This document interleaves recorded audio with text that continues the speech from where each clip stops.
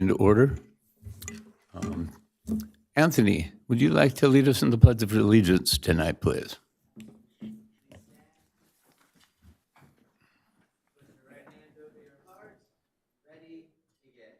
I pledge allegiance to the flag of the United States of America and to the republic for which it stands, one nation, under God, indivisible, with liberty and justice for all.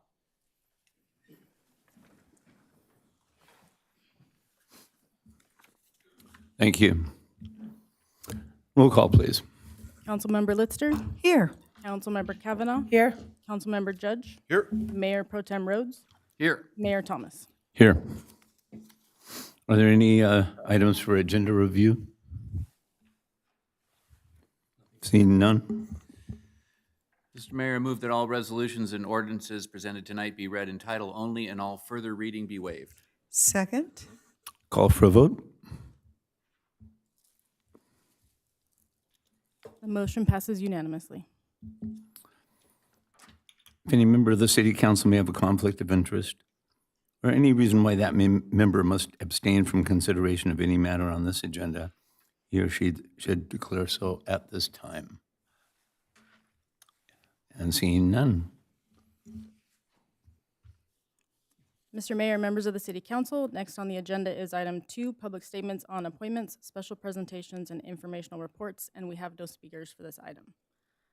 Mr. Mayor, members of the City Council, next on the agenda is item 3A1, a selection of 2 City Council members to conduct community projects grant review committee interviews, and Senior Management Analyst Cynthia McCullough is here to present this item. Good evening, Mayor Thomas and members of the City Council. The City Council established the Community Projects Grant Program for disbursement of funds received from Waste Management for community programs and projects. The funding requests from local nonprofit organizations are reviewed by a review committee before consideration by the City Council. The review committee consists of 1 representative from each of the 4 neighborhood councils, 1 representative from the Council on Aging, 1 representative from the Youth Council, and 1 community at large member. The community at large member is interviewed and nominated by appointment by 2 City Council members. The recruitment for this position opened on February 16th and closed on March 1st. To allow staff sufficient time to assess any potential conflicts of interest of applicants, which will remove the need for an alternate, we received a total of 10 applications. To accommodate the program's timeline and ensure the timely distribution of funds to recipient organizations, interviews need to be scheduled the week of March 18th. All the nominees for the review committee will be presented to the City Council for appointment at the April 15th meeting. Therefore, it is recommended that the City Council appoint 2 council members to conduct interviews and nominate a prospective community at large member to the Community Projects Review Committee. This concludes the report, and staff is available to respond to any questions.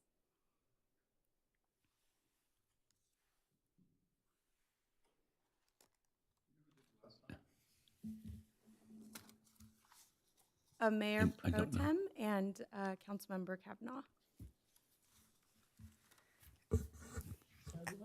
So here's my question, because unfortunately, I understand it has to be done the week of March the 18th. And I have a family, I'm gone the 19th to the 21st, although I was dashing back for your State of the Union and then going back. So I'm a little concerned about meeting that timeline. Otherwise, I'd be happy to. But it needs to be completed by when? So it would be any day from the week of And the 18th is a 18th. council member night, is a council night. So and I apologize. I'll volunteer. So Mike's volunteering? It is a busy week. Thank you, Mike. I'm going to be just arriving back in town on the 18th, so the 18th's out, but I'm available the rest of the week, but please feel free. I'm available. I don't know. Did you want to? No, I was looking at my calendar. I did it last time, and I'm pretty busy that week too. So how So about Mike, you and I? I would like to nominate our mayor and Councilmember Mike Judge to fill that assignment, please. second. Thank you both. Okay, call for a vote. The motion passes unanimously.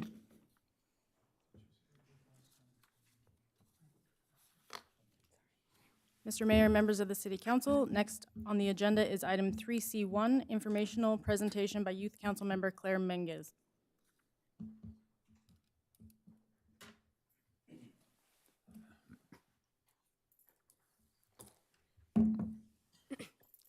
Good evening, Mayor Thomas and members of the City Council. My name is Claire Menges. I'm a member-at-large representative on the Youth Council. I am elated to be presenting today's informational report regarding the Youth Council's most recent actions and events. We are happy to report that in collaboration with the Ronald Reagan Presidential Foundation and Institute, Simi Valley Youth Council's 9th Annual Youth Town Hall was a success. Students from the following schools attended: A.E. Wright Middle School, Chaminade College Preparatory Middle School, Garden of Wisdom Academy, Grace Brethren High School, Hillside Middle School, Royal High School, Santa Susana High School, Simi Valley High School, Sinaloa Middle School, Valley View Middle School, and Vista Real Charter High School. Our two youth moderators, Annika Nendunuri from Santa Susana High School and Advaith Nair from Simi Valley High School, from Santa Susana High School, I apologize, and our Master of Ceremonies, Jasleen Kangura from Royal High School, were graciously accompanied on stage by panelist Dr. Jamie Snodgrass, Assistant Superintendent of Instruction and People Services, Michael Hall, Principal of Royal High School, Serena Wynn, Licensed Clinical Social Worker with Simi Valley Unified School District, and UCLA undergraduate student and former Youth Council Chair, Ashlyn Rowe. In addition to our panelists, we had the pleasure of having our esteemed City Council at our event. With the 2024 Youth Town Hall behind us, we are now getting ready for our next event, co-hosted with Santa Susana High School's International Club, titled Roots and Rhythm, a multicultural festival embracing our diversity on Friday, April 12th. This event will be held from 5:30 p.m. to 8 p.m. at Santa Susana High School and will feature cultural performances, TED Talk presentations, and school clubs spotlighting various countries and cultures. Additionally, the Youth Council voted to have a table at Simi Valley Interfaith Council's Unity Day Festival on Saturday, April 20th. The Youth Council will also be hosting our 6th annual talent show on Wednesday, April 17th at the Simi Valley Cultural Arts Center. This event is an incredible opportunity to showcase all the talented performing artists Simi Valley has to offer. Those interested in competing for cash prizes or to showcase their talent in a non-competitive portion of the talent show are encouraged to submit their audition videos at bit.ly/talentshow2024 by March 6th. For the event to reach its full potential, we are seeking event sponsors and donations for the silent auction that will take place during the talent show. Our 2nd annual Teen Wellness Night, in partnership with the school district's Tobacco Use Prevention Education Program and Simi Valley Public Library, will be held on Friday, May 17th in the Civic Center campus courtyard. We are seeking clubs, organizations, businesses interested in hosting booths at the event. If you are interested in hosting an event, you can email Youth Council at youthcouncil@simivalley.org. In other news, the Youth Council elected Ethan Bott to represent the Youth Council on the Community Projects Grant Review Committee. There are 171,476 words in the English language, and not a word, a phrase, or a Shakespearean sonnet can put into words my gratefulness and appreciation for all the unwavering support that the Youth Council has received from all of you, the City Council. Without your support and the support of our community, events such as Youth Town Hall, Multicultural Festival, Teen Wellness Night, and many others would not be possible. On behalf of the Youth Council, I give a heartfelt thank you to Mayor Thomas and the City Council. We are immensely grateful for the opportunity to serve and contribute to our community's growth. In closing, I would kindly ask that everyone in the room please follow and support the Simi Valley Youth Council on Instagram, Facebook, and YouTube at Simi Valley Youth Council, and now on TikTok at SVYC2929. I'm now open to any questions or comments you may have and look forward to your continued guidance and partnership. Thank you so much for empowering us to make a difference. Councilmember Litzter. Claire, well done. Thank you for that wonderful presentation. I love it that you are elated to be presenting. I don't know that I've ever heard anyone use that word when presentation, so thank you for your enthusiasm. I appreciate it. And I think it was noteworthy. It was a wonderful event that you put on at the Reagan, and I think it's delightful to recognize that Ashlyn Rowe, who was one of the panelists, was a former youth council member, and so watch out for yourself in a few years. And it's very clear that that youth council is going out with a bang. That there are several. You have quite a bit to do in the next 2 months. So good luck, and let us know how we can be of assistance. So thank you. Thank you so much. Mayor Pro Tem Rhodes. Thank you, Mr. Mayor. Claire, outstanding work, great presentation. On the Youth Town Hall, I just wanted to, the words of appreciation go back to the youth. You are what's creating the energy and the buzz about those events. We just show up. So yes, we are there to support you, but you are driving the energy and the information out there, and our youth council is outstanding. And thank you. I remember seeing you there at the event. Thank you for all the work you did on it as well. Thank you. Councilmember Judge. I just wanted to say thank you, Claire, for that presentation. It was outstanding. When I sat with you at the Youth Council, you're just one of our outstanding young people here in our city, and thank you very much for being that. Thank you so much. It was a very intellectual conversation I had with you. I appreciated that. Right. Councilmember Kavanaugh. Thank you, Claire. Yes, it was a great presentation. We appreciate everything you guys do as as the Youth Council. Our city attorney here, that was his first time attending. He was so impressed. So congratulations to you and the rest of the council on everything you do. Thanks. Thank you. Claire, the town hall was a fantastic event.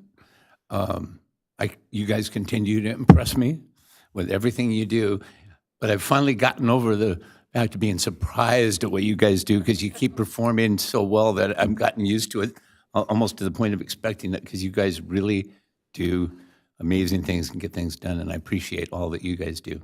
Thank you very much. I hope we can exceed your expectations and surprise you some more. You have. Thank you.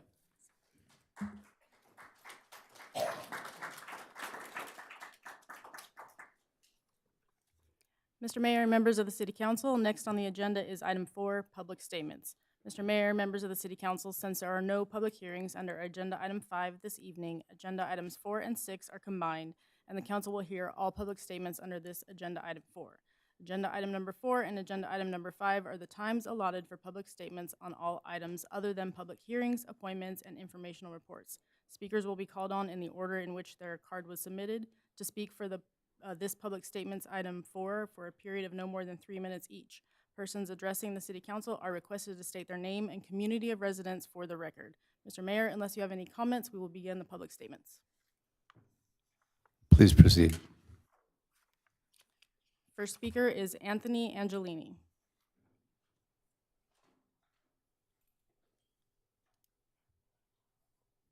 Distinguished Mayor, City Council, staff, my name is Anthony Angelini, and I am the Tourism and Government Affairs Director for the Simi Valley Chamber of Commerce. What you see before you may look like dirt. Upon first glance, it may even seem as if somebody had simply placed a teaspoon of soil inside of a jar. But I'm here to tell you today that this is no ordinary dirt. Honorable Council, I hold in my hand the stuff dreams are made of. For this jar of dirt did not come from Fresno. It did not come from Santa Clarita, God forbid. It did not come from Thousand Oaks. This right here came straight from Big Sky Movie Ranch, right here in Simi Valley. Upon this dirt, legends were born. It was upon this dirt that 50 years ago, Little House on the Prairie was filmed. And it is upon this dirt again that I invite you all to the biggest thing to hit Simi Valley since Ronald Reagan. The Little House on the Prairie 50-year cast reunion and festival taking place this March 22nd, 23rd, and 24th at the Rancho Susana Park. Please come and celebrate this momentous occasion with us, meet cast members, visit Big Sky Ranch, see life-size recreations of the iconic sets, yes, the Little House too, and enjoy unique exhibits, workshops, panels, and other entertainment. Simi Valley, this is no ordinary dirt. This is prairie dust.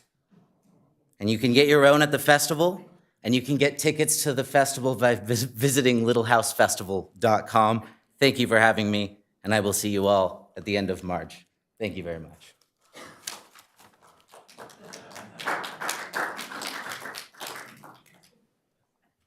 Mr. Mayor, members of the City Council, next item on the agenda is item 4A, council comments regarding public statements.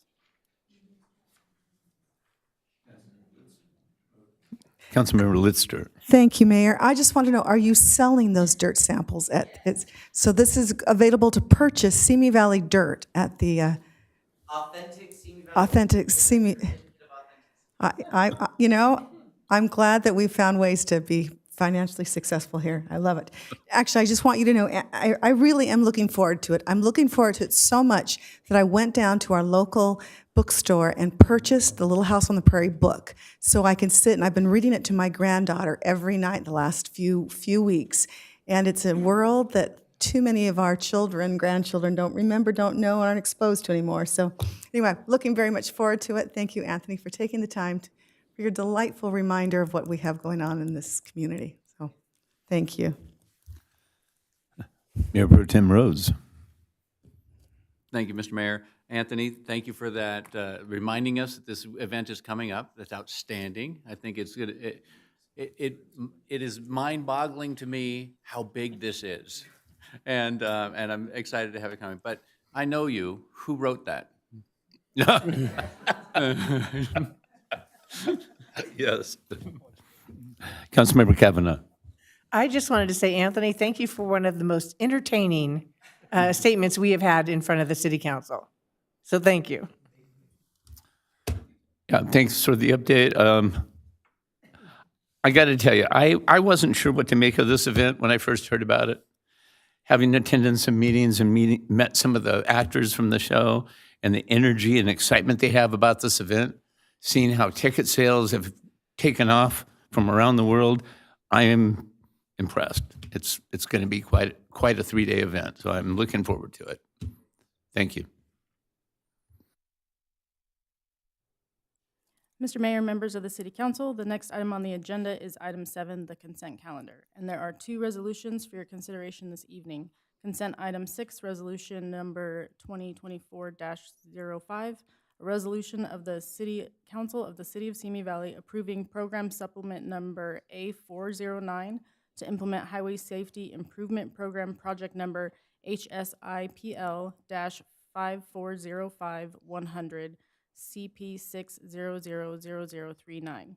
Consent item 7, resolution number 2024-06, a resolution of the City Council of the City of Simi Valley approving program supplement number A447 to implement active transportation program project number ATPLNI-5405099.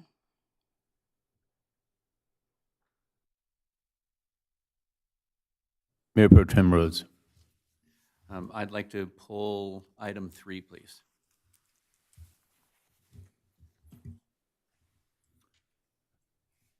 Can I get a motion? May I motion to approve items 1, 2, 4, 5, 6, and 7? Second? Call for a vote?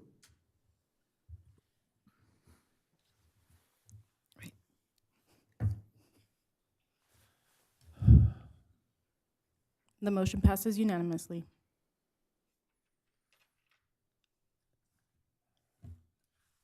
Please, you start the conversation.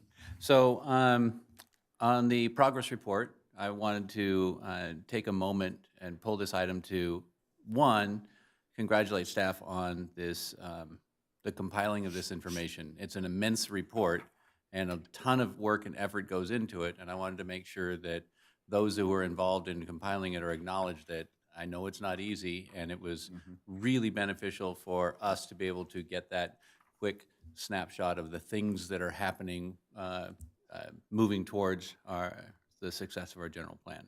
I did have a few questions about some of the housing section that I just wanted to get clarification on. I noticed that ADUs were given a designation of affordability, or a designation of affordability, but it was unclear how that affordability is determined, or that what level to put it at. And specifically, I was curious if we could designate any level, and if not, if we could, why not just designate them as low income?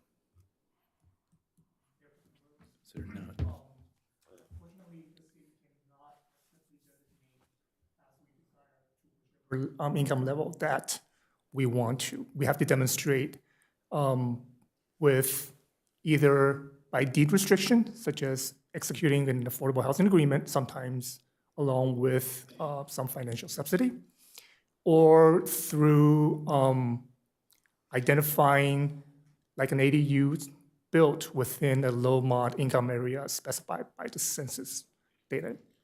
So the ADUs that I saw, that some were moderate income and some were others, it was basically based on where they were being built?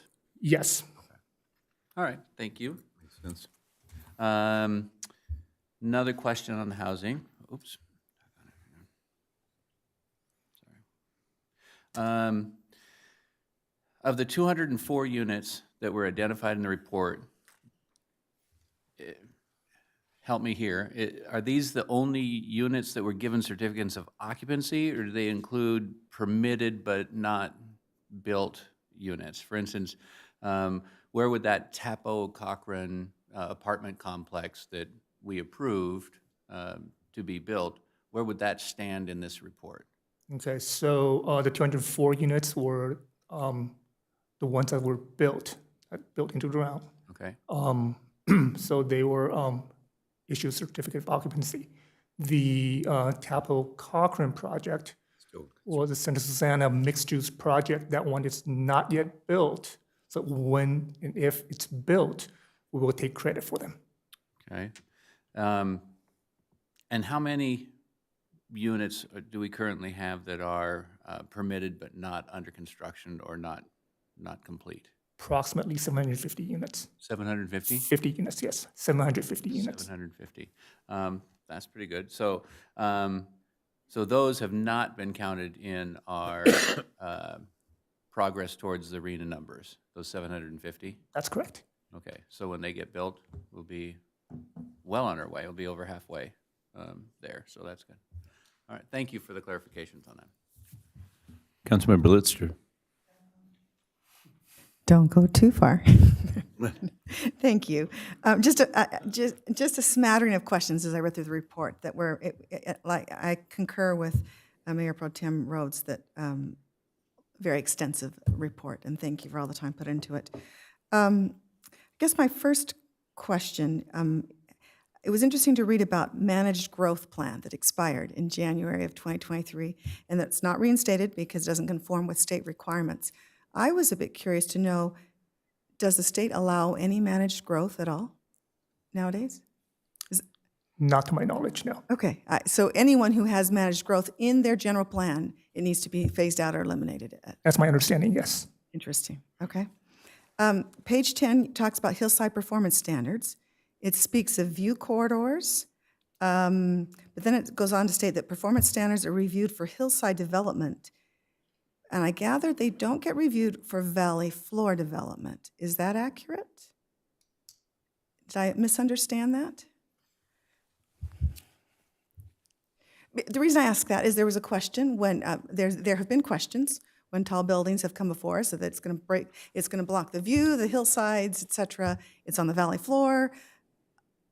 Is it subject to our hillside performance standards? And I see, Sean, I see that Let me defer that. reinforcements are coming up behind you. Let me defer that to the city planner. No, that the HPS doesn't apply. There's no guarantee of a view if you're on the valley floor. The HPS doesn't apply, nor legally would you be able to argue that. Well, it talks about view corridors, and that's the first time I've ever heard that term used. So I gather if you can see the hills as you're driving down the road. See the hill, or if there's a part of it, and Sean, correct me if I'm wrong, there's a view corridor of 1,500 feet from the freeway. Is that correct? He's kind of, yeah, kind of Brian, you're close. That's why we have planners. Sean Gibson, Deputy Environmental Services Director, City Planner. The Hillside Performance Standards only covers the areas outside the valley floor. Any view corridor protections within the valley floor are more of a city guideline, which is not enforced by an ordinance. So we do look for how buildings coordinate with valley floor areas, but the Hillside Performance Standards locks in those requirements. Got it, okay. The 1,500-foot corridor Mr. Gable is referring to is one of the criteria on the hillside properties, not the valley floor areas, however. Okay, okay. Thank you, Sean. I appreciate it. Just a couple more quick questions. I noticed we had a facade renovation program that went out with economic development, I take it? So When we didn't- redevelopment went away, we when lost the redevelopment- funding. So we have nothing, is there any program that is available, even statewide grants we can apply for that would apply for facade renovation of any kind? We have tried, but we've been unsuccessful in succeeding in getting the grants. Got it. Okay. Okay. Thank you. I noticed, page 13, the tourism district expires on June of 2024, which is coming up in just 2 or 3 months. Is there support for renewal? Is this Anthony's job's going to be gone? I'm sorry. They're preparing to submit, and they will be making a presentation, so we'll have a chance to review it, I think, on 3 separate occasions. Okay. Thank you. And I really am almost done with my questions. This now goes to some of our housing development numbers, et cetera. An extensive list of everything that's been developed, et cetera, by address even. It was, anyway, it was very, very good to read it. I noticed one of the designations is whether or not it is or is not infill. Every single thing listed there I saw states infill. Does such a thing in Simi Valley exist anymore that is not infill? Does that, I mean, It's going to be very few. so, well, I just didn't, this is not a trick question, I promise. This is just trying to understand why we even make that designation. There's a few different definitions for infill development. One is the city definition of infill, which is the valley floor areas. So outside the valley floor, like the Los Canyons development, that is not infill. Other definitions of infill relate to various other laws which say, are you surrounded by existing development anywhere? But the city's definition of infill is Valley floor. the valley floor area. So there are some areas, the North Canyons project coming forward, which may have single and multifamily units, is outside the valley floor, so that's not infill based on that category. But most of these housing element sites, nearly all of them are infill sites. And that's what it looked like to me that was, everyone was checked that way. Okay, thank you. I appreciate that clarification. Thank you both. That's it. I'm good. Then can we get a motion? I move that we pass item 6, approval of the general plan annual progress report for calendar year 2023 for submission. Oh, item 3, I'm sorry. I do have one last question. I'm so sorry. Only because we had correspondence from a constituent who asked for her comments to be submitted to OPR and HCD. Is that standard? Does that go with, is that standard that they are included? When we receive public comments, are they submitted to HCD with this document? Received an email public statement from a constituent. Would that be sent? No, that's kept within in-house, and then if, let's say, if it's something that's substantial, we can certainly inform HCD. Okay. But generally, if there's any corrections, so on and so forth, we'll make it so. Excellent. Okay, thank you. I appreciate that clarification. I now go forward with the motion, please. Second. Call for a vote?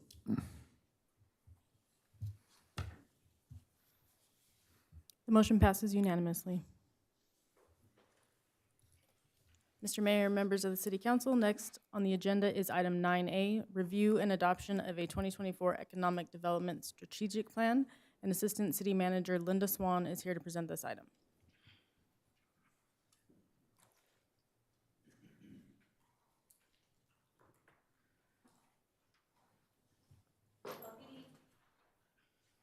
There we go. Good evening, Mayor Thomas and City Council. Over the past year, staff has been working with the Nadelson Dale Group to develop a comprehensive economic development plan that provides strategies that address the city's limited land capacity and identifies opportunities for redevelopment of infill projects as staff continues to foster economic vitality measures for the future.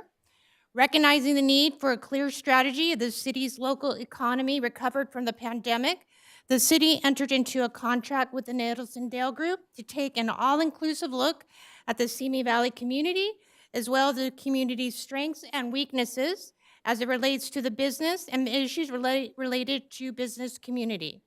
The Nadelson Dale Group has extensive experience in the economic development field, a large knowledge base of Ventura County. Regionally, they have performed economic analysis in Camarillo, Ventura, Oxnard, Thousand Oaks, Santa Paula, Port Hueneme, and County of Ventura. It is my pleasure to introduce to the City Council Mr. Roger Dale from the Nadelson Dale Group this evening, who will be providing an overview of the strategic plan. Thank you, Linda. Good evening, Mayor Thomas and members of the council. I'll say it, I'm elated to be here as well. I don't have any bags of dirt to share with you, but I'll try to be interesting in what we're talking about in economic development. So it's really been our pleasure and privilege to work with the city over the past year and a half on this economic development strategic plan, and would like to take some time this evening to highlight the process we've gone through, what our recommendations are, and what it might mean for you as a city council and as a city moving forward with your economic development program. Next slide, Linda. So we started back in the middle part of 2022 and finished this process earlier this year in terms of wrapping up our plan. We went through an extensive series of technical background studies to get well acquainted with your economic conditions. And that was formatted in the way of a SWOT analysis, looking at strengths, weaknesses, opportunities, and threats. We also did some studies on what the market opportunities are, and we looked at target industries. I'll talk more about that in a moment, areas where you might grow in terms of new jobs and new industries. We looked at commercial and industrial real estate development opportunities, and as I'll mention in a minute, we're very mindful of the issue of Simi Valley being at a kind of a built-out state, an infill state, as you discussed a moment ago. So all of these studies were done in the context of those types of constraints. And then we had a very interesting process where we had a series of 3 meetings or workshops with a group of about 60 stakeholders from your community, and city staff did a great job of identifying individuals who were knowledgeable about the community and very interested in participating. Most of them stayed with us for all 3 meetings, and we used their expertise to basically truth test the studies that we had done and make sure that they were consistent with what they're seeing in the community on the ground. By about September of last year, we had prepared a draft of the Economic Development Strategic Plan, and then we did a couple of public meetings, online community meetings, to review that document and get public input, which was also very encouraging and resulted in some refinements to our document, which was finalized earlier this year, and we're glad to present it with you this evening. Next slide. So I just want to give you some highlights of the opportunities and the strengths, weaknesses, opportunities, and threats that not only did we identify as part of our studies, but your community really helped us to understand how these might relate to your economic development program going forward. Starting with strengths. And many of these things are going to be familiar to you, but I think it's good to confirm what really the opportunities are here. So in terms of strengths, it's, I think, clear that you have a favorable business location in many respects compared to Los Angeles. You're in some ways on the outskirts of the major activity, but in some ways that's an advantage because you also avoid some of the problems that the business community sees with more urban parts of Los Angeles. Definitely know that there has been an emphasis from the very inception of this community on quality of life, and especially for families, and that is a clear message that came out in just about everyone we spoke with. You do have relatively high income levels and rates of homeownership. Again, good indicators of a strong market and a strong stable community. And one thing that was interesting when we looked at the official growth forecast from SCAG, the Southern California Association of Governments, they're showing relatively modest population growth, but it was interesting to see they are actually projecting that job growth will potentially outpace population growth. So you have an opportunity to create more jobs within the community for your residents. And then, of course, there are excellent higher education resources in the region, including close by Moorpark College, Cal State Channel Islands, and other private institutions that create a pipeline of potential workforce and workers to support new industrial growth in the region. In terms of weaknesses, we know that the commercial markets, for different reasons, have had challenges in recent years, especially retail, going back even before the pandemic in many communities has been an issue because of the transformative nature of e-commerce and how that has changed the need for brick and mortar retail in many communities. And office vacancies throughout the region tend to be higher, mainly because of the pandemic and the increased opportunities for remote work. This came out in our most recent community workshops, there are limited opportunities for young professionals to start or grow careers within the city. You may have a lot of those people living here, but they, in many cases, commute to jobs outside the city. Recently, we've seen some actual declines in the years that we looked at the data for population and employment. We don't necessarily see those as continuing trends in terms of decreasing in population and employment, but we do see that this is likely to be a lower growth community at this stage in its evolution. And one thing that was interesting is that when the issue I mentioned about limited opportunities for young professionals, we know that you have high-income residents, but in many cases, their incomes are derived from jobs that are not based in the city. And if we looked at jobs that are actually based in the city, those tend to be lower paying than the average for the surrounding region. In terms of retail, there are challenges related to the industry globally because, as I mentioned, of the impacts of e-commerce. But within Simi Valley specifically, we know that you have leakage of your retail spending to surrounding communities that have larger facilities. And that's, in some senses, a weakness because it means a loss of sales tax revenue for the city. But you can also think of it as an opportunity because there may be focused opportunities or specific opportunities to retain or recruit businesses that would address some of that leakage. On the opportunity side, there are opportunities to transform underutilized commercial properties. We again acknowledge that you're in a mostly an infill built-out development environment. That doesn't mean that development won't ever happen or that the community won't ever change, but that those new opportunities will tend to be focused on reuse or revitalization of older properties that have kind of lived out their useful life for their original purposes. Interesting in our target industry analysis and also in our discussions with the community that the opportunity to grow or build on your established connection to the film industry is an important opportunity and something I'll talk about more in a moment.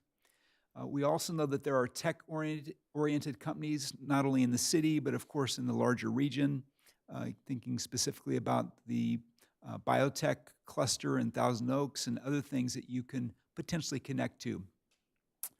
And then I've alluded to this already, but your resident workforce is highly qualified and larger than your local job base. In other words, you've got more people that live here that commute to jobs outside.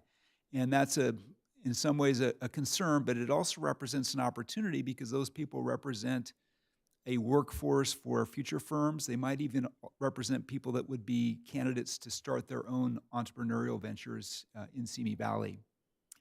Last thing I'll talk about is threats, and I've highlighted the point that we've talked about already is that we are in a environment here where there is not a lot of developable land, and the focus here is really about fine-tuning, kind of thinking about upgrading existing developed properties, thinking about quality more than quantity in terms of future development.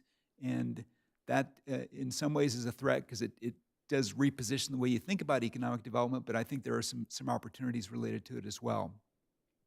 One of the challenges there, though, is that the financial feasibility to a developer of taking an existing developed piece of property and repurposing it for other uses is a challenge, and especially we heard already reference this evening to the fact that communities in California no longer have redevelopment authorities, so that makes it sometimes more challenging to put together projects that will be financially feasible to a developer. There are opportunities to do that, and I think some of the things you're already doing are very effective in that regard.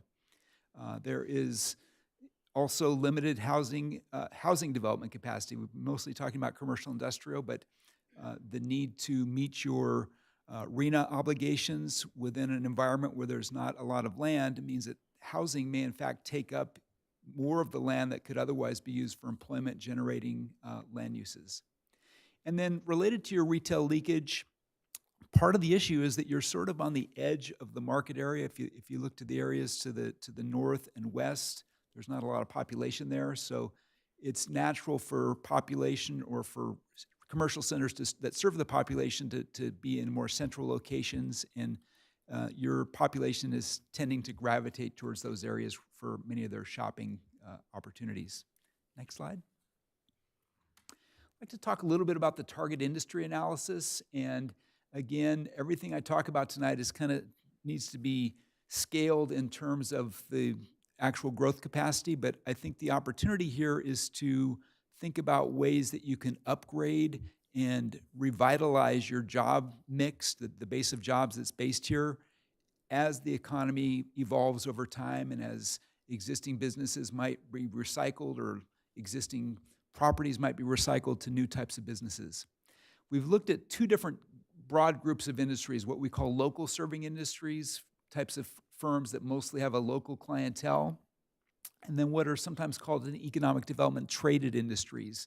In other words, businesses that serve national or even international markets. And these tend to be the most interesting in the sense that they have typically higher paying jobs. You're basically creating opportunities to import new dollars into your community, which supports the local serving businesses, which are also, of course, important. Within that group of traded industries, we looked at three subcategories. Industries that are already established to some degree in Simi Valley, some that are maybe not well established now but seem to be emerging in Simi Valley, and then another group that are major growth industries in the larger Southern California region, but not necessarily well positioned or well represented in Simi Valley at the present time. One of the kind of more obvious opportunities in economic development is a community like Simi Valley that has so many favorable or attractive qualities to the business community can take advantage of overflow opportunities from a neighbor like Los Angeles, where there are challenges with the business friendliness of the city, where the land is kind of being built out and there's kind of a pressure for those things to move beyond the boundaries. And there may be some opportunities there for Simi to pick up industries or firms that are attractive, that are looking for some additional growth capacity outside of Los Angeles. Next slide, please. So I'll just quickly go down our list. Within the local serving categories, things that we identified as potential strengths would include healthcare, health services, retail, restaurant, entertainment, and then things related to real estate, local real estate construction and development. Within the traded industries, things that are already present in Simi Valley and potentially could be growth sectors in the future would be chemical products manufacturing, information technology and manufacturing of related technological instruments, lighting and electrical equipment manufacturing, medical devices manufacturing, and metalworking technology.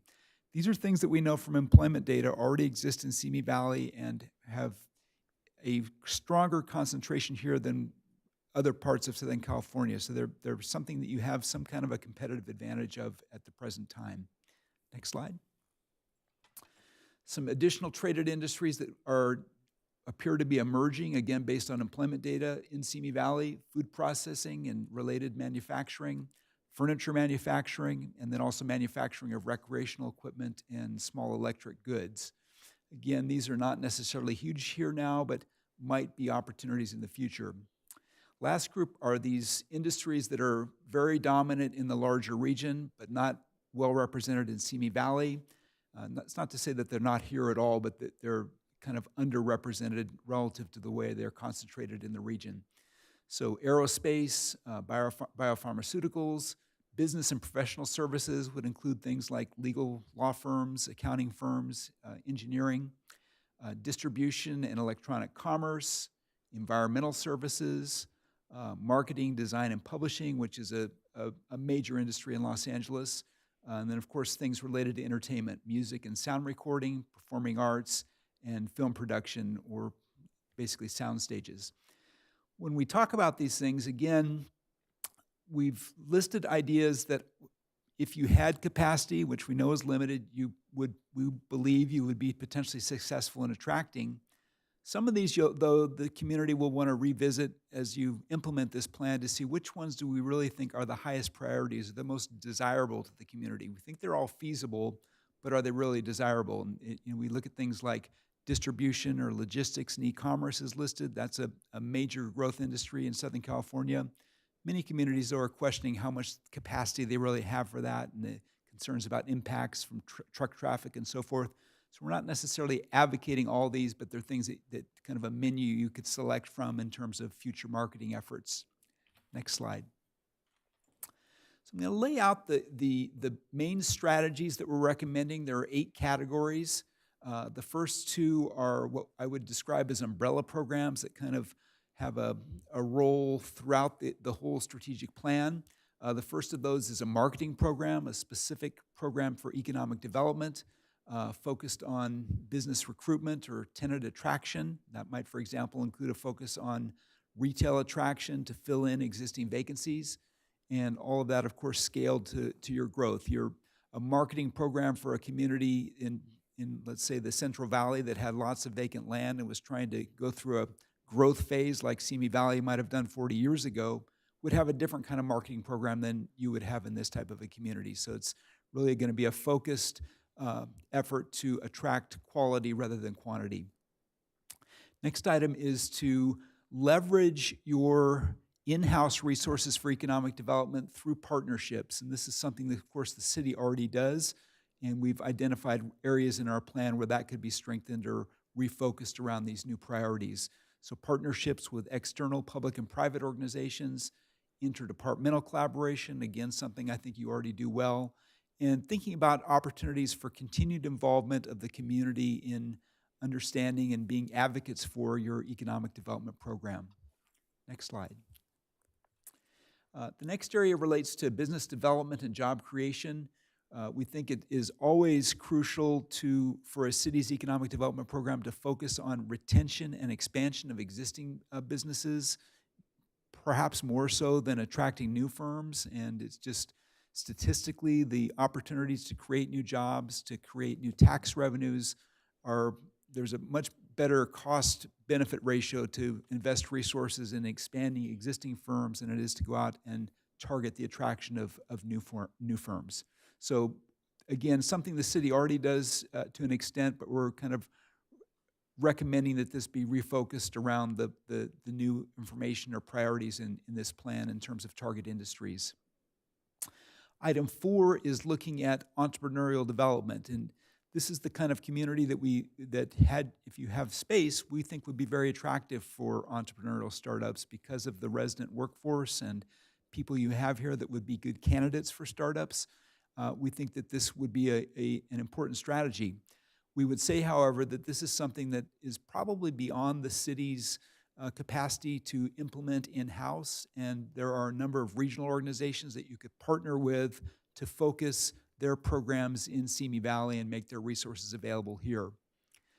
Next thing is also relates to partnerships, working with the education and workforce development partners. Moorpark College was especially interested in learning about this plan and participating in our meetings, and I think very ready to look at opportunities to retain young people, the talent that you're training here at your local colleges and universities, to keep those people in this community as they begin their professional careers. Next slide. Last group of things relates to land use planning, and this is an area where cities at the local level can have a very direct impact on the way economic development plays out and kind of the way it shapes the appearance and the strength of your community from an economic standpoint. The first idea relates to the issue that all communities we are working in currently are facing, and that's in many cases they've got shopping centers that have high vacancy rates. There seem to be limited prospects for refilling existing larger spaces that may have had a department store that's no longer viable. And so there is a common theme in just about every community we're working in now is how do you reimagine those facilities in a way that maintains the retail base as much as you can, but also considers introducing other land uses that might complement it and create more of a community or a sense of place. So we've described this as the Reinvent or Reposition Retail Initiative, and the city could have a direct role in facilitating revitalization and repurposing of those types of properties, and also potentially considering how you might incorporate other land uses. So, for example, industrial space is also scarce in the community and would be a key part of potentially attracting more high-wage industries. You could think about opportunities to repurpose portions of commercial centers for higher tech employment uses. Housing is another common consideration in these areas, and as well as mixed use. And we have noted throughout our process that the Envision Simi Valley planning effort that was kind of going on concurrent with our work is very much in line with this concept, and we think there's opportunities to kind of blend these two plans and work on implementation based on the concepts that have come out of Envision Simi Valley. The next item is related to it. Number 7 is to look for opportunities to attract new investment or development of business park or tech flex buildings. In other words, places that could accommodate technology-oriented employment. The challenge is you just don't have a lot of land for that. So you kind of see how number 6 and number 7 work together, that excess commercial space might be an opportunity to think about employment-related land uses in the future. Last thing is something that I think the city is already doing, and kind of ahead of the curve on this from our perspective, is just comprehensively reviewing zoning, the general plan, specific plans, et cetera, to think about how can those be modified to facilitate and accommodate future growth, facilitate land use transitions where the market is suggesting that would be the optimal way to proceed. And it's really our understanding the city is doing this as we speak, or has been doing it. So this is just a strategy that kind of reminds us we need to keep this, as a city, we need to keep on top of that going forward, because the market's always evolving and you want to make sure that your land use policies are in sync with those opportunities. Next slide. So the 8 strategies that I just outlined are laid out in our plan in terms of 39 specific action items, and we've prioritized them. About 15 would be implemented in the first year, 16 in the second year, and then 8 would come after that.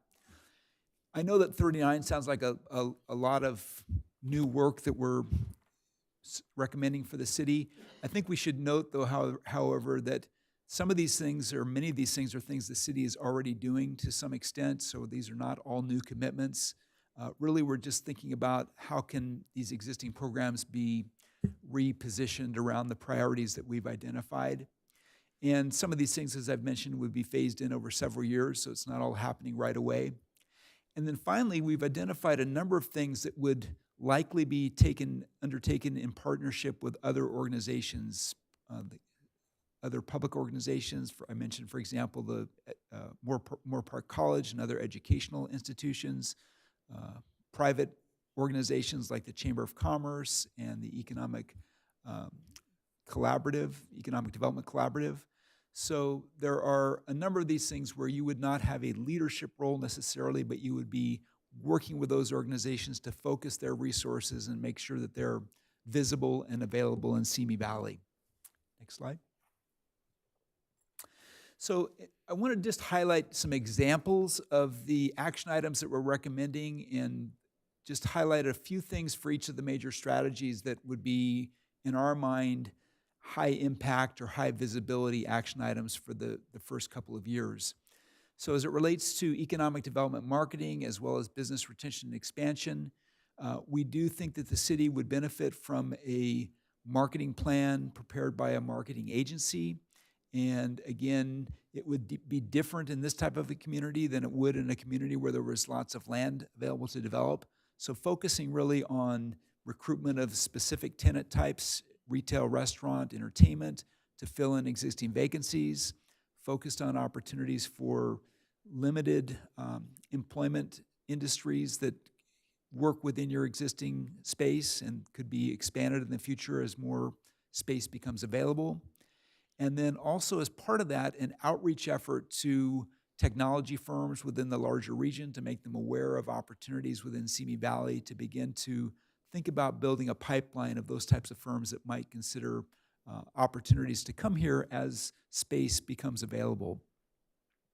In the area of entrepreneurial development, I've mentioned already that this would be primarily carried out through partners, but it would be an opportunity to package those resources in your marketing and in your messaging to the business community that Simi Valley really is an entrepreneurial, potentially an entrepreneurial hotspot or a place where that type of thing could happen. We think that healthcare is a strategy that can benefit the community in a number of ways. It does create good jobs. It's an area where you do have existing strengths in terms of the businesses that are here. And of course, it provides an essential service that relates to the community's quality of life. So you might use that as a demonstration project for building an existing industry and creating new opportunities within it.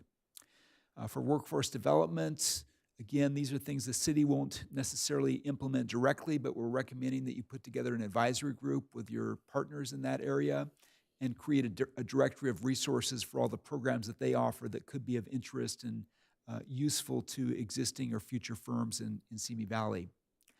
The last three things I think are linked, so I've grouped them: the Reposition Retail Initiative, the opportunity to attract or develop business park or tech space, and then the whole issue of your land use, zoning, and infrastructure capacity or policies. We think that one of the important first steps in this whole area of re-envisioning retail would be to think about the Simi Valley Town Center, which we know has had some significant challenges, and to actively engage that property and sort of think of it as a potential demonstration project where you could bring to bear existing or future resources or policies that the city could have to facilitate repositioning that property. You could also think about a pilot project or projects within the envisioned Simi Valley areas, again, that would focus on mixed use or infill development that would be an upgrade from existing areas that may be underutilized. I've talked about refinement of zoning, specific plans and general plans. I think that's underway, but just something to make sure we're keeping track of.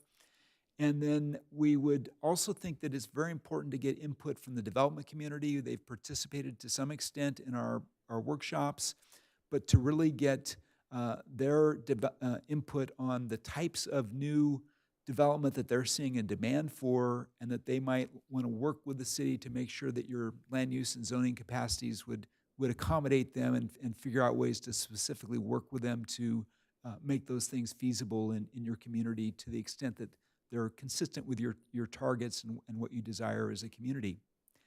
Next slide. I wanted to wrap up with some key ideas from our community meetings. And it was interesting, we did these meetings, as I mentioned, towards the end of the process, after we had already drafted the plan. This is separate from our stakeholder meetings where we had a group of 60 people that were early in the process, but this last group were online meetings open to the general public. And what was interesting is, although we had already largely completed our work, they provided a good confirmation that the things that we had heard earlier and identified earlier as needs and opportunities were valid. So just a few ideas that I think kind of summarize the flavor of how the community reacted to the draft plan. First of all, the idea that the city should focus on improving existing or older development areas rather than potentially looking at greenfield development, and I think we're all on the same page on that, as kind of been our assumption going into this process. Unrelated to that, though, there were some comments about the city considering some potential annexation areas, and there are a couple of specific examples mentioned in the report. We haven't really investigated that in detail, but there may be some very limited and focused opportunities for annexations that could be strategic in terms of economic development. Interesting that everyone agrees that Simi Valley has great quality of life for families, and that's something, that throughout Southern California this community is known for, which is great. But there was the concern that maybe it lacks amenities for younger people or young professionals that might be the future generation of your workforce and your families, and that thinking about that when you're out recruiting new businesses and amenities could position you to remain a viable community for the coming generations, a vibrant community for the coming generations. There was definitely an interest from Moorpark College and other service providers in the world of economic or workforce development and education in participating and helping the city to move this plan forward, and that the city should really directly call on these organizations or leverage them in marketing the community as a strong business location. Next slide. We've talked about this already, but just again, it came out strongly in the community workshops that Simi Valley has limited career opportunities for recent college graduates, and therefore young talent is likely to leave the area. And this, of course, is a concern for your existing families. What can we do to make this community friendly for younger professionals who may have grown up in the community and been educated here to find it feasible and attractive to stay here when they in turn start their careers and potentially families. The whole area of looking at technology as an area where you could attract new industries, I think was definitely a attractive idea to the community workshop participants. And they mentioned specific things like artificial intelligence and robotics as industries where they think Simi Valley would be a good fit. Related to that, Simi Valley should leverage and connect to the large presence of biotech firms that are in Thousand Oaks. I think there's also some concentration of that in Camarillo that's emerging. So that's a potential growth opportunity in line with the higher quality employment opportunities that we're recommending that the city target. And then finally, the marketing efforts should focus on attracting business types that enhance the quality of life for your existing and future residents. Those would include things like retail, restaurant, healthcare, and entertainment. Next slide. So again, I want to thank you for the tremendous opportunity of working with your community. It's a great place. Always enjoy working here. Your staff has been very supportive and helpful and excellent in working with us through this process. I actually started my consulting career 36 years ago. My very first assignment was in Simi Valley. So this has been a place that it's kind of full circle, and been here a number of times through the years, but have always respected and appreciated this community. At this point, I'd be glad to answer any questions or any ideas that you might have about economic development.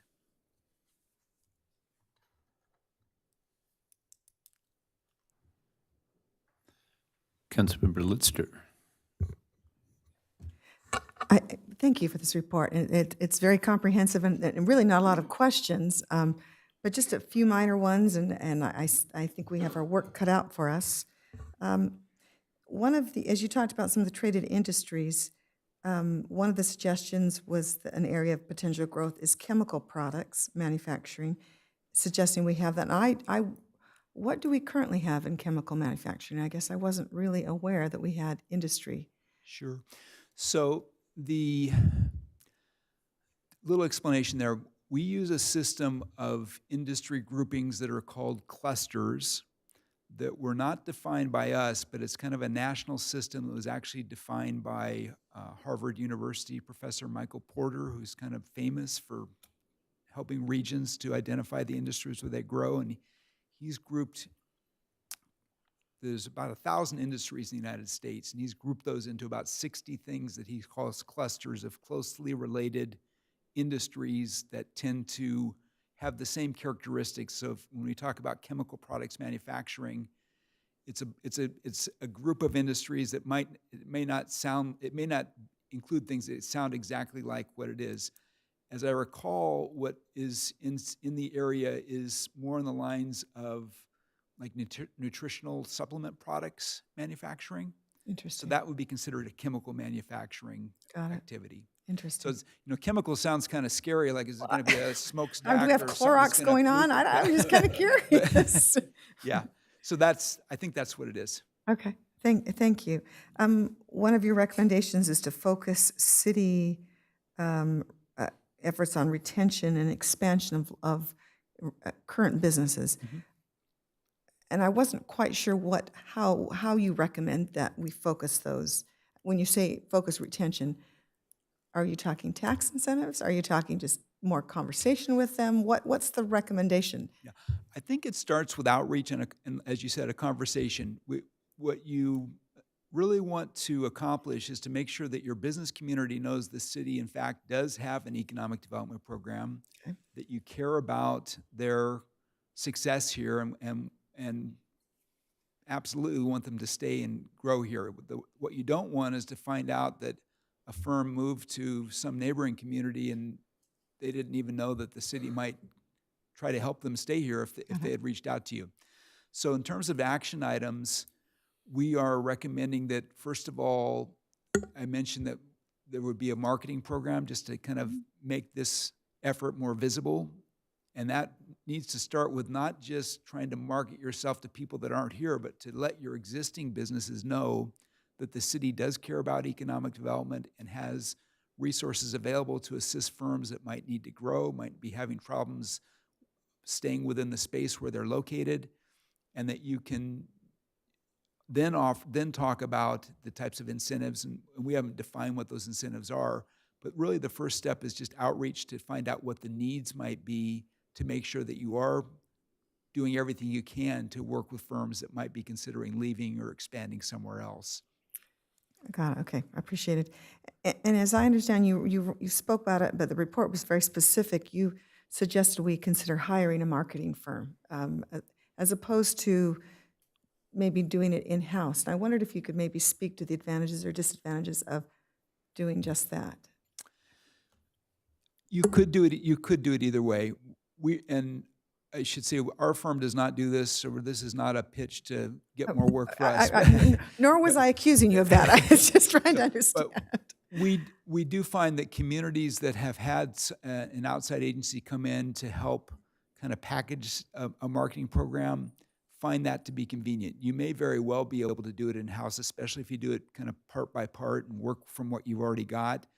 But I think it can be, if you have the resources, it could be very helpful to have someone come in that kind of independently and objectively look at your existing branding, kind of the way you message things, and to have very specific tactics about how do you reach out to these different targets, whether it's a target for someone who's not here or, like we mentioned earlier, just communicating with your existing business community. It in part depends on how much staffing in-house you can devote to economic development. If this is something that you've got a full-time staff, like an economic development manager or director, maybe they could do this more in-house. But if this is more something that it's an existing staff person that's got economic development among multiple roles, it can be helpful to have some outside support for something like a marketing plan, which tends to be kind of a one-time effort. I mean, it's something you do ongoing, but you need that initial creative push to put together a plan and the advertising materials, if that's the direction you want to go, looking at the website, looking at how you work with partners who have marketing areas of expertise. So that's kind of the basis of the recommendation. If it's something the city is really not in a position to consider, you definitely could do this in-house, maybe at a slower pace, but you definitely could. Okay, thank you. And I do have just one final question. You speak about limited career opportunities for young professionals et cetera. And we just attended the Ventura County Economic Presentation, which was talking about housing costs for the region and specifically for Simi Valley. Was that part of the analysis? Is that part of it at all in this at all, or is it just underlying issue that we needed to? Yeah, we have not specifically looked at like the dollar amount of housing costs. We're all aware that this is a problem throughout California. Simi is not as bad as some places, some places on the coast, for example. But I think the whole discussion about creating higher paying jobs is in response to that. And there's still going to be many households that can't afford to live in anywhere in Southern California, but the best thing we can do in terms of economic development is to focus on jobs that have the potential to support, cost of living in a community like Simi Valley. That combined with housing, and it's not really directly part of our plan, but we do talk about opportunities for mixed-use development to create new housing product types that might be more affordable, that would again be a way to keep younger people able to stay in the community and have careers here. Got it. Okay. Thank you. And again, thank you for an excellent report. Much appreciated. Thank you. Mayor Pro Tem Rhodes? Thank you, Mr. Mayor. I echo, thank you for the very detailed report. The growth issues that we're facing were well-defined, although the solutions might be murky. The problems are well-defined. I especially appreciated the SWOT analysis because that's on a single page and ability to go, can we draw some conclusions, some directions from that? And I appreciated that chart. I had questions from the report, and then I have some additional questions from your presentation. And I'm going to start with the last one first. That you had 39 actions in that thing, and you were correct to state that sounds a little overwhelming. So my question is actually not for you, it's for Ms. Swan. How many people do you have on economic development to execute a 39 action plan program? That would be myself and City Manager Gabler.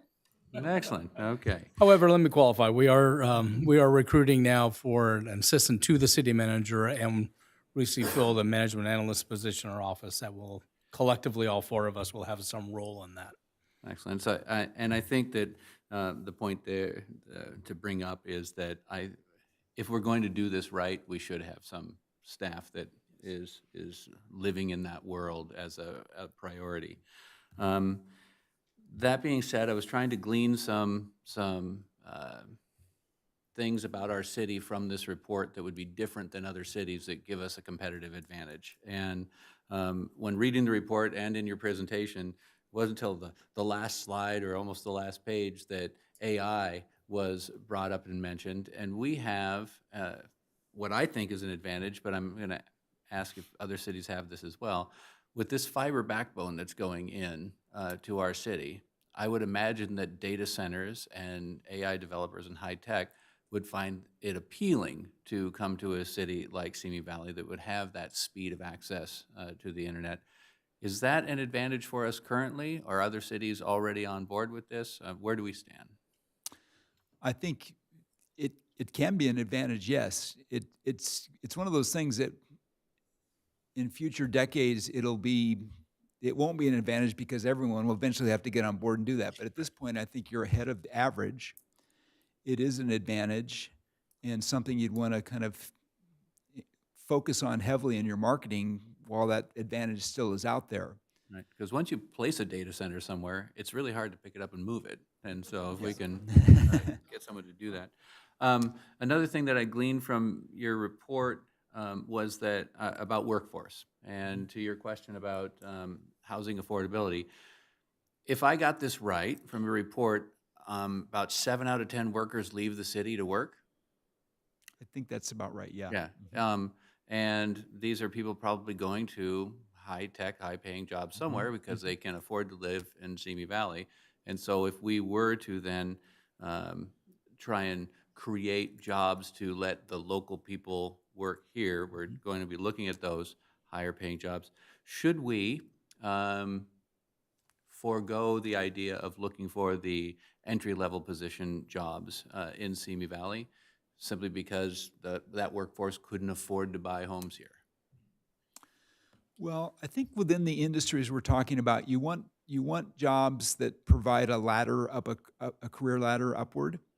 And most firms in these industries do that. So you've got the very high paying jobs, but it does include some entry level jobs. And that those people they're not necessarily going to have their ultimate housing first step, but at least they get their foot in the door here and you get an opportunity to maybe keep them as they move up the career ladder. This whole issue of housing affordability, there is no easy solution to this. I think it will transform the way many communities in Southern California function going forward. If you think about families with children that are starting their careers, is you wonder if they're really going to be able to stay in the region, but that, some will and some probably won't.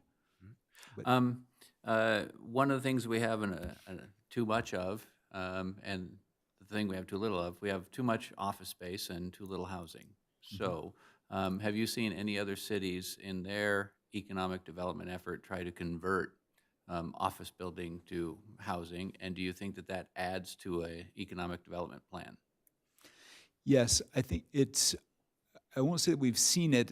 A lot of communities are in the process right now of figuring out how to do that. So I don't have a lot of examples of places that have come full circle on that. For example, we're working in the community of city of San Ramon in the Bay Area. They've got this huge, which once was one of the premier business parks called Bishop Ranch in the Bay Area, that had lots of tech-oriented office space, as well as several land for several more phases of that was going to happen over 20 years or something. They're now, not only are they not doing office on those subsequent phases, they're actually tearing down older offices that they've already built in favor of higher density residential. So that's a place that's happening. But yes, we would see office buildings as well as older retail shopping centers as prime opportunities for other land uses, which would definitely include housing and or mixed use. So I'm glad you brought that up, because that brings me to my last question. Okay. When you get out your crystal ball, right? If you saw the property of the town center and said, if I just raised that and started with a blank slate, what would be the best thing to exist up there for the economic well-being of Simi Valley? Go. You could do it. You can make the argument for housing, because for all the reasons we've just been talking about, every community needs more housing. But I would say from an economic developer's mindset, in a community that also has limited space if we're going to talk about technology firms, where are we going to put them? That would be a prime piece of land where you could do something like that, a technology-oriented industry park where you could have those kinds of firms. Maybe you could do both. What's sometimes called the technology innovation center. That is, the concept is you've got people that can work literally in walking distance to where they live and have some shopping entertainment there. So you could think about that as a place where you could do that at some scale here, at least in Simi Valley. And your crystal ball and mine are very, very aligned. Okay, good. All right, that concludes my questions, Mr. Mayor. Well, I don't really have any questions. I want to backtrack to the marketing idea about in-house versus outside. Being a marketing executive and not trying to get to work myself, I'm not interested. But I definitely think that part of this is going to be recruiting a good marketing firm on the outside to do it correctly with a clear, open, not with no pre-bias. Yeah. Yes, and I should mention there are marketing firms, a few at least, that specialize just in economic development for cities. And I would suggest looking at those. The case can be made that there's advantages to having someone come in that's got more of the industry work, and kind of the creativity there is, of course, great. I would consider both, but we tend to say if you're doing an economic development marketing plan, it's not like selling, soft drinks. So you you want to have someone that knows that whole realm and knows how a marketing plan fits into an overall economic development effort for the city and kind of dovetails with the plan that we've laid out, which I would describe our plan as a launching point for these other types of initiatives. So this is kind of putting together an umbrella plan that talks about the different major priorities you would have for economic development, and then it might involve some follow-up plans specializing, for example, in marketing, development community, things like you've talked about for repositioning the town center area. This is intended to be a starting point for what could be things that take on their own life as new initiatives for the city. Well, appreciate the presentation, and I can tell you that I, for one, was elated that you were going to be presenting tonight. Sorry. Thank you very much. We would like an approval of the plan. I move to review and approve the 2024 Economic Development Strategic Plan. Call for a vote.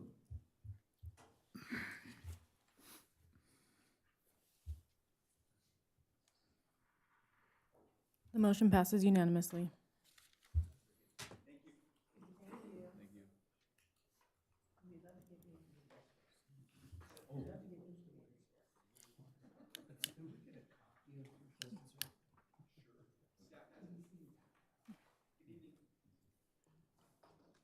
Mr. Mayor, members of the City Council, next on the agenda is item 9B, information regarding the Simi Valley Police Department's transition to the National Incident-Based Reporting System, NIBRS, and Police Chief Shorts, Police Records Manager Kristen Ostertag, and Assistant Police Chief Purcell are here to present this item.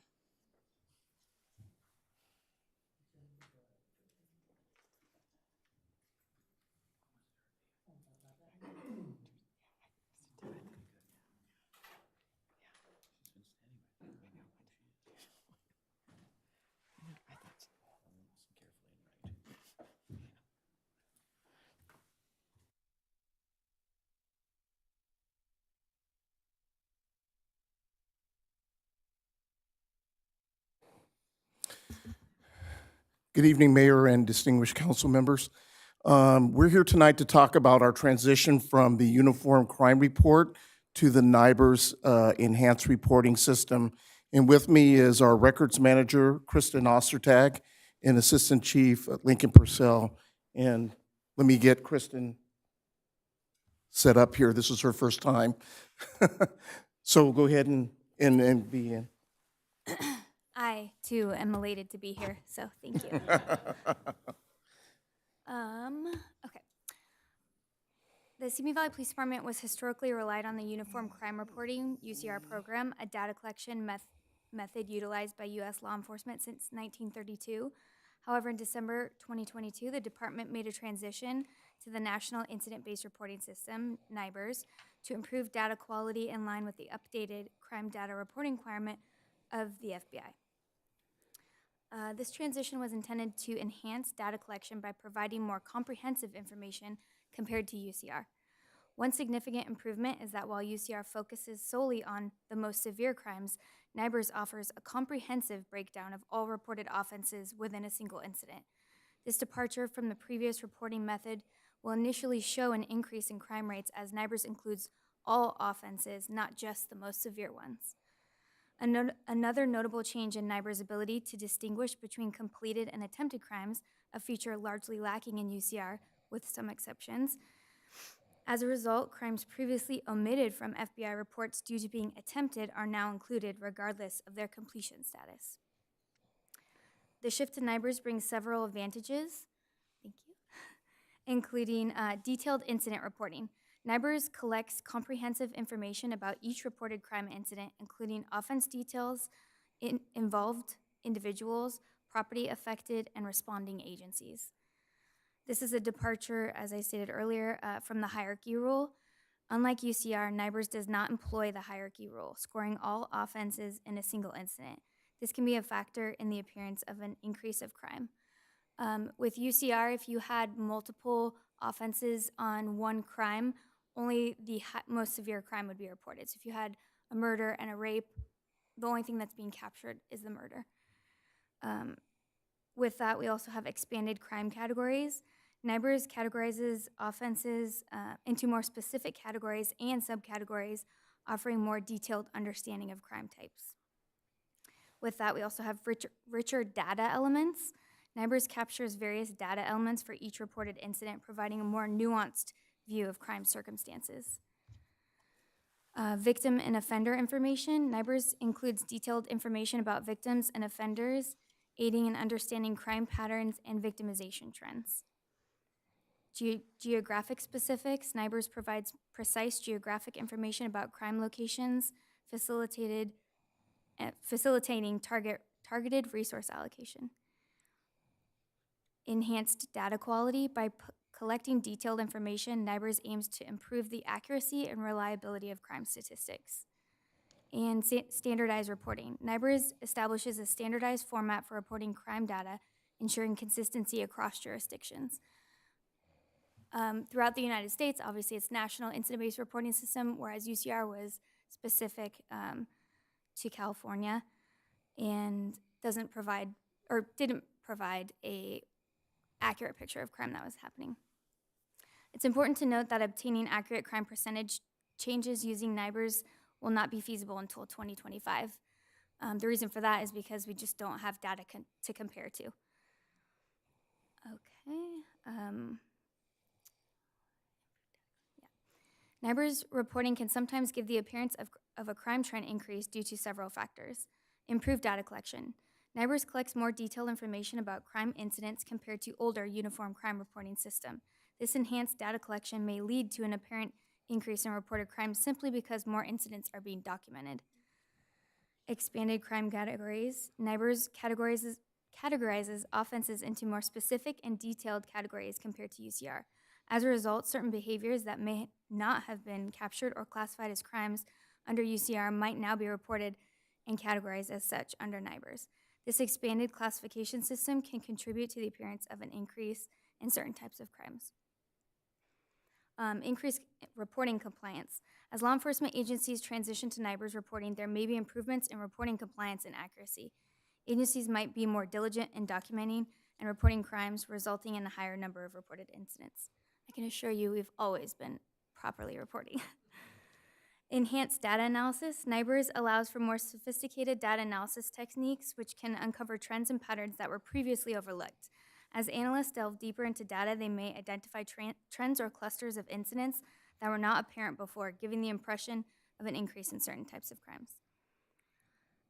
And public perception and media coverage. The transition to NIBRS report might coincide with an increased public awareness or media coverage of certain types of crimes. Even if the actual incidence of crime remains constant or decreases, heightened attention to specific offenses can create the perception of an increase in crime. And contextual factors. Changes in social, economic, or demographic factors can influence crime rates independently of reporting methods. For example, fluctuations in unemployment rates, population growth, or shifts in law enforcement strategies can affect the prevalence of certain crimes and contribute to the appearance of trends. It's important to interpret apparent increases in crime trends with the context of these factors and to consider the potential biases introduced by changes in reporting methodologies. Additionally, caution should be exercised in drawing conclusions about crime trends solely based on reported data, as they may not always accurately reflect underlying changes in criminal behavior. Our agency went through a 3-month certification process, which required, this is the checklist that we actually had to submit. So there's 3 months of data collection and submission to a training database. You have to maintain a less than 3% error rate. Our agency has maintained a 0% error rate since implementation. SVPD was recognized by our RMS vendor, which is Versiterm, for exceptional error rate. And we've been asked to be a pilot agency for XML submission because of our low error rate. So because our data is so clean, we're the ideal candidate to test a different submission type to the state because we don't have some of the issues that other agencies have had. Okay. The Simi Valley Police Department transitioned from the Uniform Crime Reporting Program to the National Incident-Based Reporting in December 2022 to enhance data quality and align with FBI's updated crime reporting standards.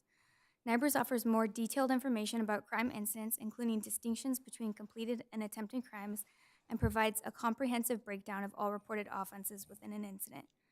Key advantages of NIBRS include detailed incident reporting, expanded crime categories, richer data elements, and standardized reporting.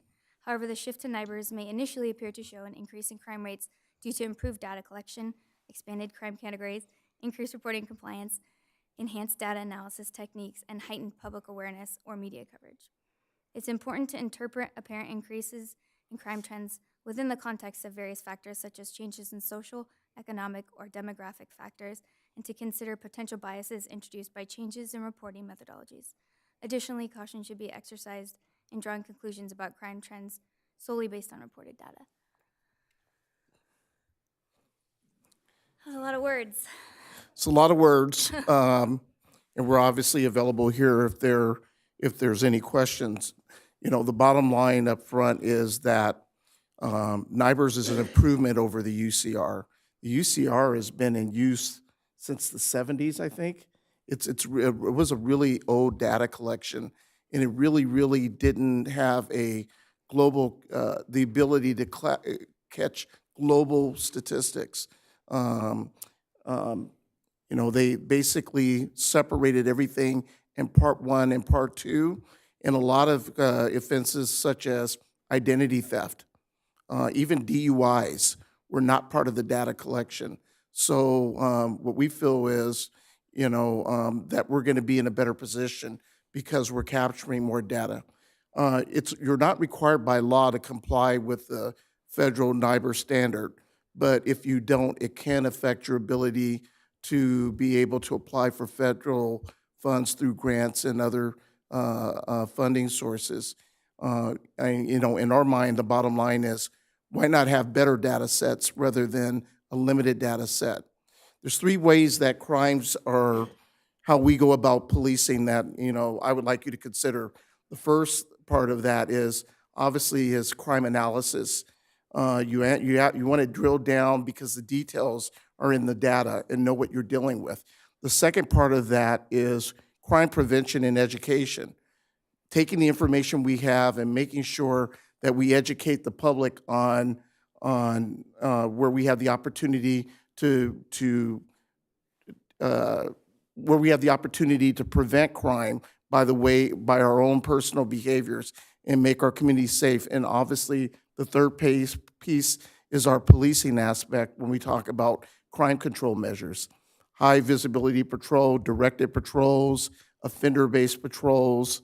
You know, we use all these varying methods in order to try to reduce or eliminate opportunities of crime. Councilmember Judge. Thank you, Mr. Mayor. I just wanted to ask a couple questions. First of all, how many agencies in our county are now utilizing this collection or this data collection service? So as of this time, there are only 2 agencies in our county that are certified, Ventura PD and Simi PD. My understanding is the other agencies are working to hopefully start reporting NIBRS statistics as of next year. And could you bring up that slide again that showed our statistics, a little snippet of statistics there? Okay, on that one, I don't have it up here. Can you explain, okay, thank you. What brings our, what turns a simple assault into an aggravated assault for me? So a simple assault is a minor assault, minor injury, as opposed to an aggravated assault where it's a major injury. Does that include, does the aggravated assault also include ADWs and stuff like that? It does include ADWs. Okay. Thank you very much. Those are my questions. Councilmember, One more. I want to say that Assistant Chief Purcell looks very good in that coat. Councilmember Lister. Thank you, Councilmember Judge, for asking that question, because I'll get to that, because I had that question as well, as what that would mean for our statistics comparison to, for instance, Thousand Oaks, who are similar size population, whether, not that we compare ourselves to other communities, but wondered whether they use the same reporting. So here's the issue with that. The sheriff's department's not on NIBRS yet. So Yeah. we don't know, I mean, it's going to take a few years in order for all the organizations to get onto NIBRS to be able to compare and contrast. Normally, the comparison is based on, based on 1,000 people within your population. And in order for us to do that, we would have to have enough agencies within the state reporting this information to Cal DLJ, who takes that information and puts it in context to be able to tell where we are as, in comparing to, let's say, cities within Ventura County or in the country. And so we'll have to wait and see, because right now, we're not working with the same data sets. Right. So what we wanted to do is we wanted to get out in front of this early. Kristen's not really telling you how much work it took for us to convert over to NIBRS, and the frustration, programming, and everything that goes along with doing that. But we wanted to get on this as early as possible. And I concur that the switch does seem important as you've presented it. So thank you for being willing to do that and take the time to be an exemplary unit doing it. And I understand completely why we're not going to have a data set or be able to look at trends until 2025. I understand you've got to have a couple of years of comparisons and all of that. So I get all of that. Do we have a sense with other communities who've made the transition what we might expect as a percentage increase in crime? I realize that it's just Savannah, it's the way it's being reported, but do we have a sense of where that might go? We really don't know yet. So normally what happens is all the statistics are captured and they're put into the previous data collection method, which was the Uniform Crime Report, which doesn't come out exactly the next year. It's normally running behind, and then we're able to compare and contrast. NIBRS is so new. And that was my question. When was NIBRS implemented? You said UCR was 1932. When did NIBRS come on the scene? NIBRS, I believe, came into certification around the end of 2021, and agencies started working towards implementing it. But still, my understanding is the vast majority of the agencies, in our state at least, haven't switched over yet, or they're in the process where they're submitting and getting approval. You can't submit NIBRS stats unless you're certified to submit them. And getting over that hump is different from every organization. Interesting, okay. And so NIBRS obviously has a national presence. Correct. UCR, as I understand it, is used exclusively in California? No, actually, UCR was a federal standard. It was used throughout the country. And the agencies that are not capable of reporting NIBRS are still using UCR. Got it. Okay. Well, thank you for being on the cusp and the leading edge of reporting. And I realize that it comes with a lot of pain, but great benefit over time. So I appreciate the report. Thank you. Well, I mean, one of the other things, like if you look down at the Group B offenses, bad checks, which is something, as you know, is related to fraud and everything. These are just the types of offenses that were not being tracked at all. Disorderly conduct, family domestic violence that are nonviolent. So it's capturing a lot. And so when you're looking at these different data fields, which some of them, we can drive them up if we're making a lot of narcotics arrests, right? Because that's not the same type of crime as you're responding to a burglary at a location. That can be driven by the fact that we're making a lot of narcotics arrests. Well, that's going to go into your statistical base. So it will be interesting in the long haul to determine how we utilize this information when you're comparing and contrasting to other cities, because we can drive some of this up ourselves by the way we go out and proactive police. So, well, maybe one follow-up question then. I know we pride ourselves on our safe city designation and where we stack up against other cities. what I'm hearing you say is that almost that doesn't matter. This will be really be accurate where we are, regardless of what title we carry, and it will take some time for those designations to be meaningful because of this transition across the board. I think as it continues to unfold, the interpretation based on the broad data is subject to change. I really do. I think we're going to know more in the long run, the more frequently, or, once we get a series of years under our belt of reporting using this method. Interesting. Okay, thank you. Appreciate it. Councilmember Kavanaugh. Thank you, Mr. Mayor. This looks like a great program. And being related to somebody at the Sheriff's Department who says we don't report correctly, when we're better than they are, I think this will kind of eliminate that program or that comment. Kristen, having been through bank conversions, I can only guess what you went through. So thank you for you and your team for all the hard work that you did. They already asked the question. I just wanted to emphasize that we won't have a comparison because of 23 and 24 until 25. But I was going to ask about comparisons to other cities. So all we have to do is do better than Ventura, and we can say we're the best city in the county, right? Well, So that's our goal, Chief. I've That's our already goal. let Chief Schindler know that we're safer. Okay, good. He's aware. All right. So I just wanted to congratulate you guys. This looks like a great program. I really admire or like all the details and the breakouts. I think that's very important.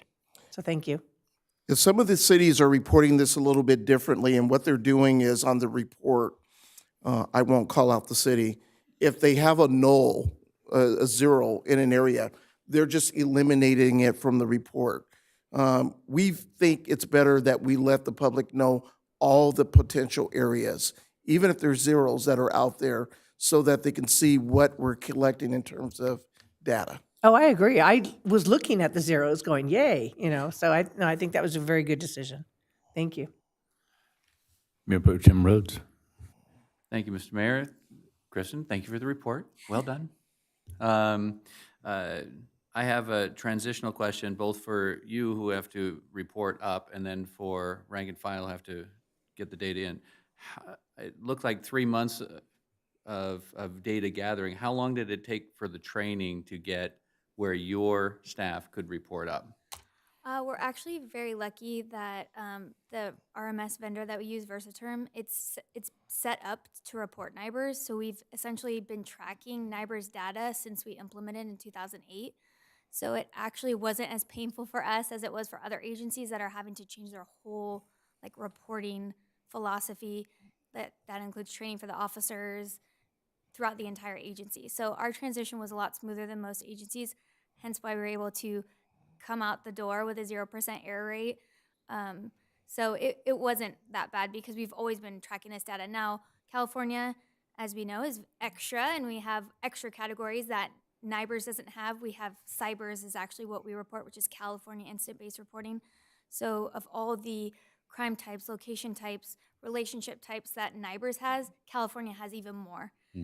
So that was a transition, but because our officers are amazing and have been doing it since 2008, it truly wasn't that bad of a transition for us. So, and then that takes to the next question, officer training. While I was reading the report, staff report, I happened to be sitting next to someone from the Sheriff's Department. I said, do you guys use this? Are you training up on it?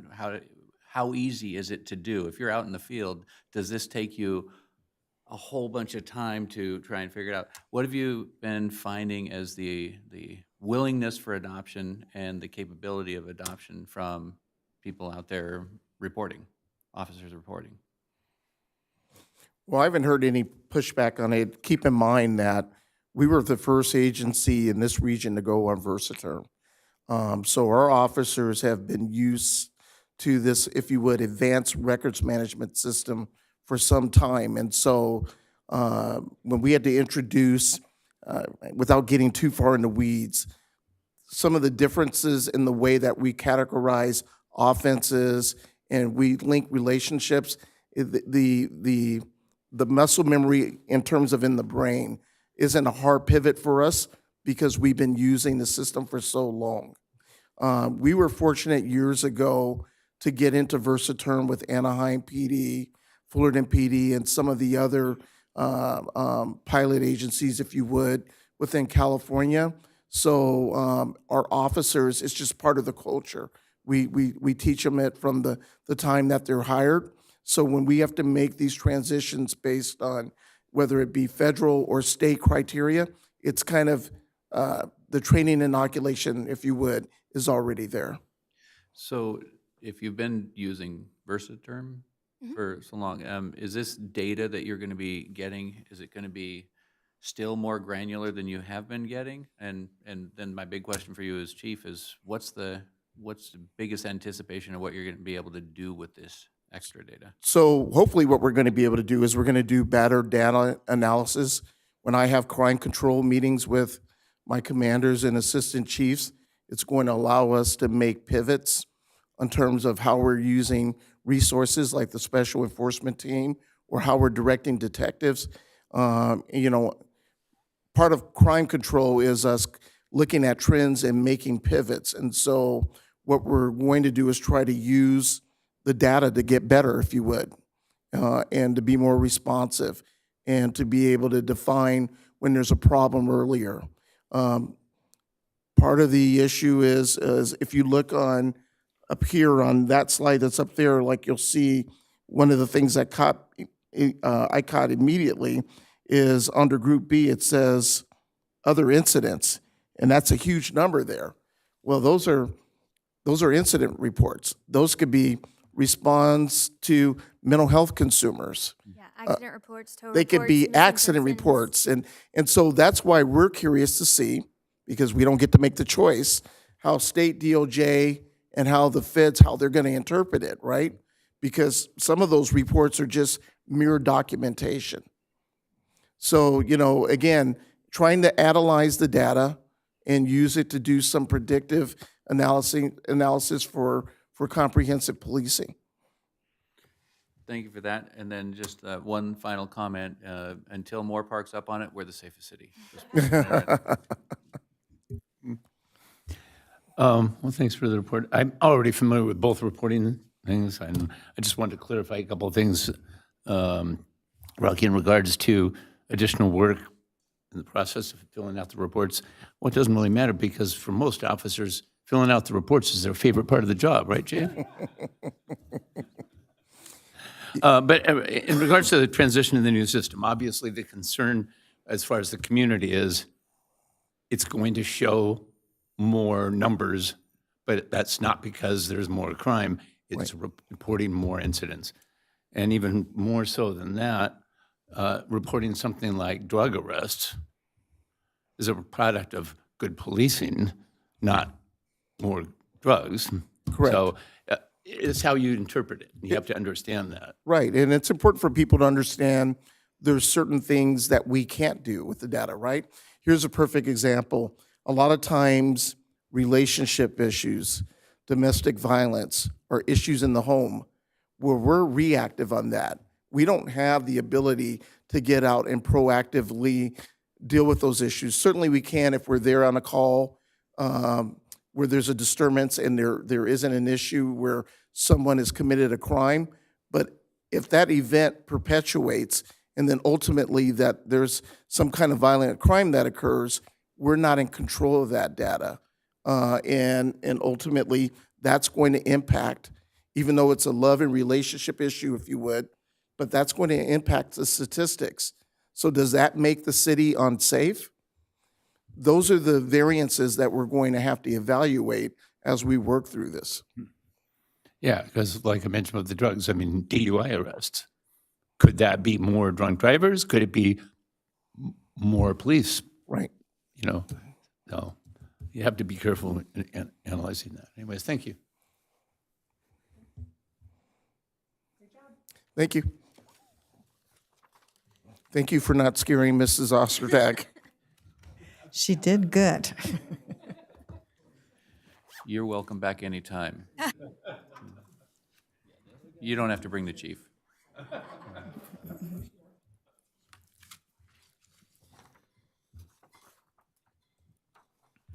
Mr. Mr. Mayor, member of the City Council, next on the agenda is item 10A, City Council member reports. Councilmember Lister. Thank you, Mayor. So we have 3 weeks, I think, since our last, that is the problem with counseling, council meetings. You may get a little bit more of a report. Actually, let me begin back in February 13th. I had the privilege of speaking to Madera Elementary, their 5th grade class. Susan Cadwell is the teacher there. Just a delightful experience to see how our 5th graders are engaged in municipal government and what's going on. And they had more questions, I think, than any school presentation I've had. But they were delightful, and spoke with them for over an hour. So I want to commend Ms. Cadwell, the teacher there, for her what she's doing with students and their interest in civics. It was a great opportunity. On February 16th, I think we all had the privilege of attending the first responders the awards at the Elks Club. Thank you for the Elks for putting that together. It was an outstanding event, and I will let someone else mention by name all of the recipients, but it was truly an outstanding event. So thank you for our Elks for making that such a great event and doing that every year. On Tuesday, February 20th, of course, we had a closed session that we all attended. On February the 22nd, another outstanding event, a Salute to Excellence, where we acknowledged the recipients by the Chamber of Commerce, everything from outstanding business to outstanding volunteer, et cetera. I wanted to actually just highlight one of the recipients because he is, over time, has become a mentor to my family and my sons. Curtis Brown was the recipient of the Volunteer of the Year, and he is a bit of an unsung hero, I feel, in our community. He has been president of the Wiseman at the YMCA for many years. But I wanted to share that it was thanks to him that my 3rd son received his Eagle. My son basically built a cover for the ossuary at Simi, at the cemetery, at the Pioneer Cemetery. But Curtis Brown is a contractor, and he's the one that literally taught my son how to construct what he needed to construct and walked him through all the steps. And on top of that, he said, "You're going to need some more funds. Don't you want to come make a presentation to my wise men asking for funds?" And so my son did just that. And so anyway, thanks to Curtis Brown, and he has his Eagle. My youngest son James has his Eagle. So thank you, James. Thank you, Curtis, for doing many, many things for our community. On Friday, February 23rd, I traveled to Buellton to attend the Channel Counties dinner where League of Cities, where various representatives throughout the 3 counties were in attendance. The one thing I wanted to share about that, it was interesting, it was brought up by the president, just some of the bills that are before our state legislature, over 2,000 bills, and I believe her statistics were that 40% deal with law enforcement, 10% deal with housing. I'm not sure how accurate those statistics were, but of those, only 4 bills are related to substance abuse or things that might be specifically targeted to helping some of the homeless issues. So I thought that was an interesting, a little bit disturbing comment. Saturday morning, February 24th, I was invited to speak at the Simi Valley Baseball League's opening day, and what a great event that is. It was lovely to see all those all the young and older baseball players, and as they paraded in and and the parents are so involved. That again is a place where my son also participated. Great program there. Part of what in my speak I spoke of Tom Williams, and I don't know how many of you know Tom Williams, who passed away last fall, and he was really, in fact, I'm not sure how this league is surviving without his presence there. But I really wanted to honor Tom Williams, and his lovely wife and sons were there in attendance. And I'm going to share on the dais what our city manager, Brian Gabler, shared with me about Tom Williams. Tom Williams also was an umpire, and Brian Gabler's son played played catcher. And so on one of his first occurrences where Mr. Tom Williams was roughing the game, he turned to Mr. Gabler's son and said, what is the first rule of umpires, of being a catcher? And I think he didn't have the answer the first time, but I believe he was instructed that your job is to protect the umpire. So anyway, I just wanted to publicly thank Mr. Tom Williams. And it was interesting, we had, on a couple occasions, had the opportunity to interview him to serve on a neighborhood council. And he served on our neighborhood council and did so many, many things for our community. So anyway. Also on that Saturday, I know several of us attended the Read Across America, and I was delighted to see in the consent calendar, it wasn't really mentioned, but that they received a donation of over $125,000 for the library. That was just a resident donated the gift, and so we got to receive that today. But how generous! But the cast from Little House on the Prairie were there reading as well, and clearly they stole the show. In fact, I had to wait quite a while for all the signatures before I read, and that was just absolutely just fine. Again, on February 26th, attended the Youth Council Town Hall. What a great job is done by our youth. It was great to visit and see them in action. On February 28th, we attended a couple of us attended the Ventura County Economic Forecast, which is really done by CLU's Economic Forecasting graduate program. Just outstanding analysis. But I will say it was very sobering, and so that I was trying to mix that with what we heard this evening to learn that we have gone from the third most expensive relative to income community in the country to the most expensive, the most relative to our income for our county, to housing expense relative to income. Was very sobering to know that we have to deal with that in our community. And so I will say it did invigorate my concerns about being involved in some of those housing issues, because truly it's pretty dire when we are at the bottom of that list. So anyway, but it was a very excellent presentation, and there were bright sides too, but anyway.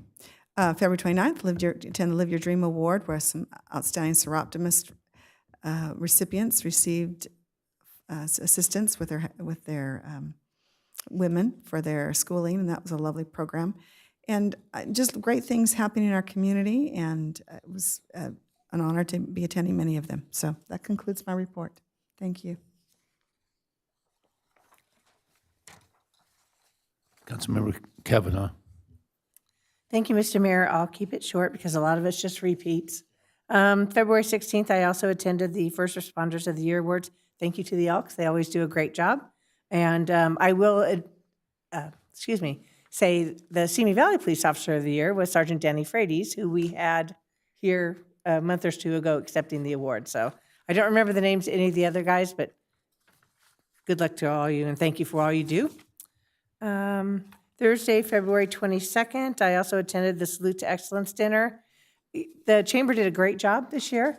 I hadn't been to the Grand Vista in quite a while. It was nice, nicely decorated, easy to get to. Food was served. They did a good job. And congratulations to all the winners. There were quite a few of them. The award that Maggie Kesley got, Strathern Award, Strathern Lifetime Achievement Award. That was wonderful to see her get that. And I knew Bruce personally, so it always kind of means a little bit more when they give that award out. So it's not guaranteed to give out every year. They just have to have somebody that they feel deserves it. So that was really nice. And I also, on the 29th, attended the Live Your Dream Award dinner at over in Thousand Oaks. Sorry, they had it over there. But it's our wonderful Simi Valley Seroptimist Club. They always do a fantastic job. They had some wonderful recipients. They had some cute kids there that the recipients brought along, which was very nice to see their parents. The young man at the table next to me was so excited when his mom was announced, and that's my mom. I mean, it was really, really cute. And it was good for their moms to see their kids be that proud of them too. So that's the end of my report. Thank you, Mr. Mayor. Councilmember Judge. Thank you, Mr. Mayor. On February 14th, I was up very early, along with Mayor Pro Tem Rhodes, to welcome and thank and wish a very happy Valentine's Day to all the people that were riding the Metrolink that morning. We gave out candy and said thank you for using the Metrolink, and we appreciate all the customers that day. It was very, very interesting, but it was really early. And they do it every day. Thursday, February 15th, I attended the Ventura County Regional Energy Alliance meeting, and for those of you that don't know what that is, I would suggest you go to their website, which is vcenergy.org, and check them out. Basically, if you want to learn about sustainable ways to, get solar on your house, EVs, all that kind of stuff, that's the organization of Ventura County that we use. And basically, their job is to make sure that we're keeping up on the latest stuff and making sure we get all the grants from the federal and state government to implement projects like charging stations and everything like that for the county. And that's a regional thing. You have a member from every city on that board, and we try to get the best stuff, for all our cities, but also as a region. So we get our stuff that we deserve from our federal tax dollars and our state tax dollars. On February 16th, I attended the First Responders of the Year Award put on by the Elks. The Elks does this every year, and they honor the CHP, the Simi Valley Police Department, the Ventura County Sheriff's Department, the Rancho Santa Susana Park and Recs Rangers, and the Ventura County Fire District. We also honor the ambulance drivers for our AMR. So those are the people that we honor. I don't have their names with me right now, but those, we do that every year from the Elks, and we're very happy to do that. On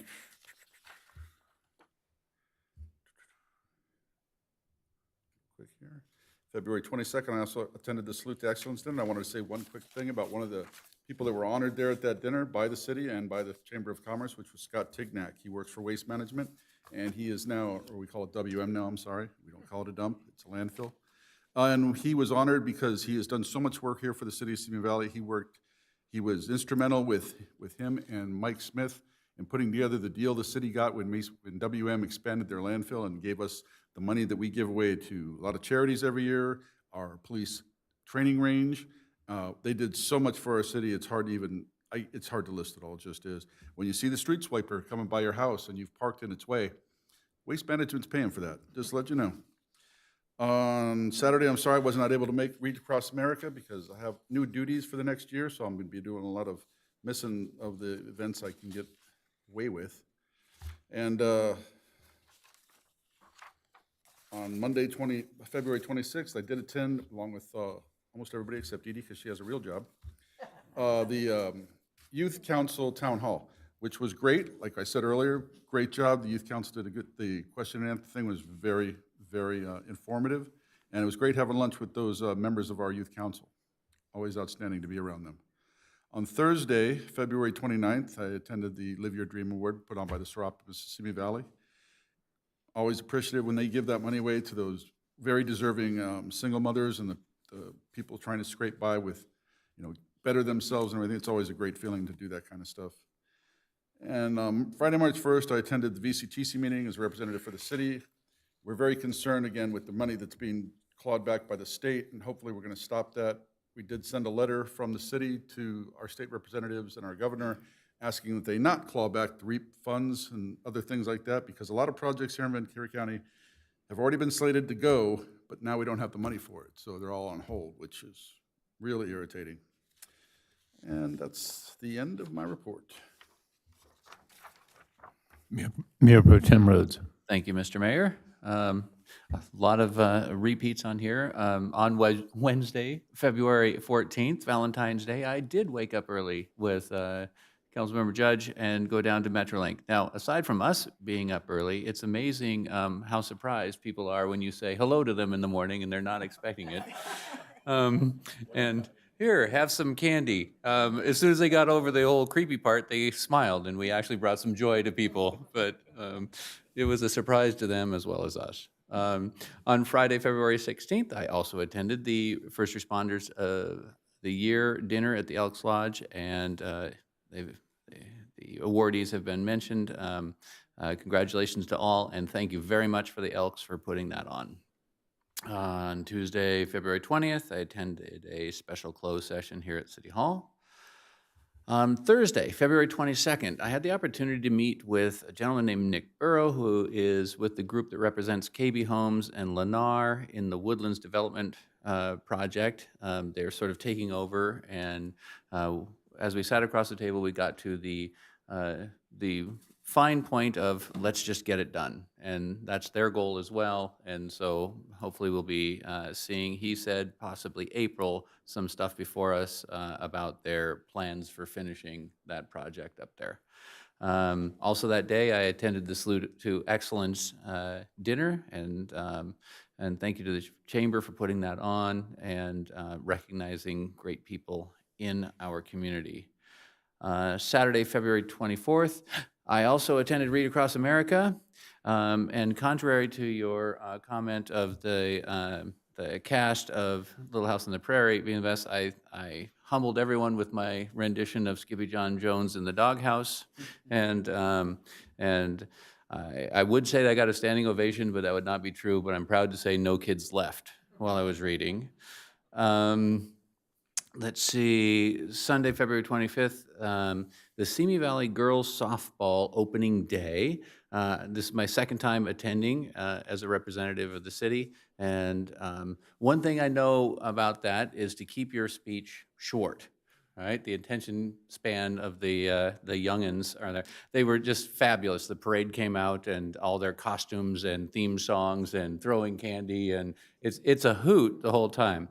So I kept my speech really short. And then my friend's daughter came up to me afterwards and said, "You said baseball, not softball." So I screwed that up. So I apologize to the entire girls softball league that I screwed that up.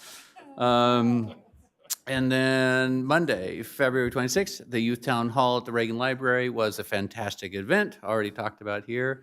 I wanted to give a special shout out to the Royal Air Force ROTC Color Guard because my son was with that unit as well, and I got to sit with them at lunch. And our future is in good hands if we're judging our youth by those that put on the town hall and those that I had lunch with. I'm very comfortable that we're going to all retire well because the youth will take over just fine. Wednesday, February 28th, I attended the Surf Report in Thousand Oaks with other members here on the dais, and I think there's some actionable data out of that. The most concerning trend is the aging population, and if we don't solve a way to get youth to be able to stay in town, that will be a bigger delta. Thursday, February 29th, I also attended the Sir Optimus Live Your Dream Awards, and my first time attending that, and that same young man who said, "That's my mom," I went up afterwards and said, "You just keep being proud of your mom." And then today, Councilmember Judge and I toured the YMCA, got an overview of their expansion plans that they're planning over there, and I wish them luck. They're in the planning department here to get signed off, and hopefully they'll start their capital campaign soon and raise the $7 million they need to get it done. So, and Mr. Mayor, that's the end of my report. Okay. Let's see here. All right, I'm going to start with, let's see, February 14th. I slept in.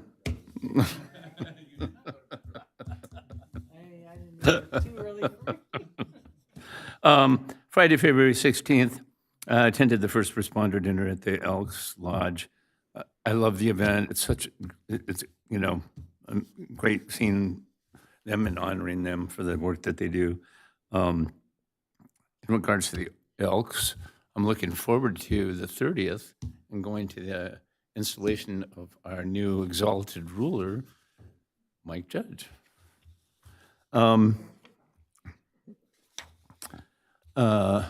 26th, I also attended the Youth Town Hall. Really impressive event. Made a first-class job with that. Let's see here. February 29th, Tourism Alliance meeting.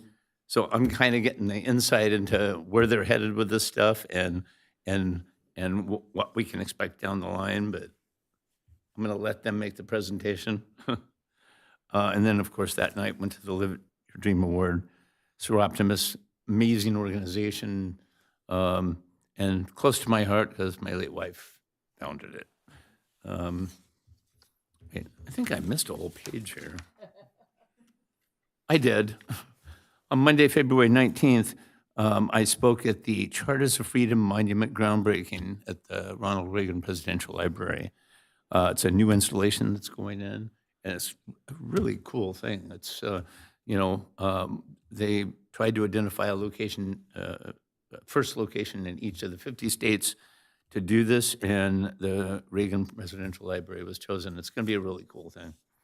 And it's literally adjacent to the burial site, right across the way from it.